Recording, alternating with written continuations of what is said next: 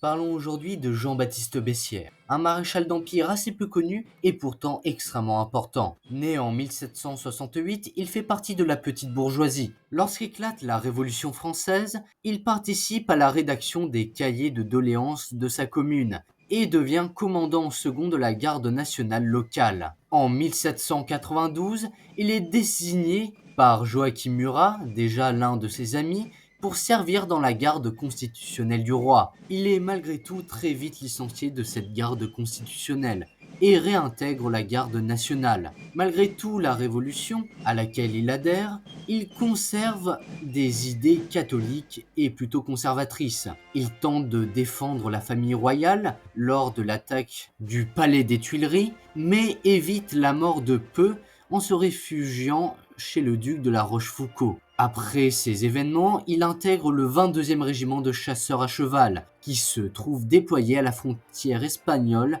lors de la guerre du Roussillon. Son régiment va ensuite intégrer l'armée d'Italie en 1795, où il va participer en 1796 à la campagne d'Italie d'un certain Napoléon Bonaparte. Durant cette campagne, il va se distinguer à de nombreuses reprises pour sa bravoure, ses coups de main audacieux et également ses compétences pour mener les hommes au combat. Et va faire également partie du cercle des intimes de Napoléon, grâce notamment à l'aide de son vieil ami Joachim Murat. Lors de la campagne d'Égypte, il est fait chef des guides, la reconnaissance. Il ne se démarque pas réellement durant les premières phases de la campagne, mais au siège de Saint-Jean d'Acre et également à la bataille d'Aboukir, il prouve encore une fois sa bravoure en menant charge de cavalerie sur charge de cavalerie et étant de plus en plus proche de Napoléon, faisant partie de sa suite lorsqu'il rentre de la campagne en 1799. Rentré d'Égypte, il participe au coup d'État du 18 Brumaire,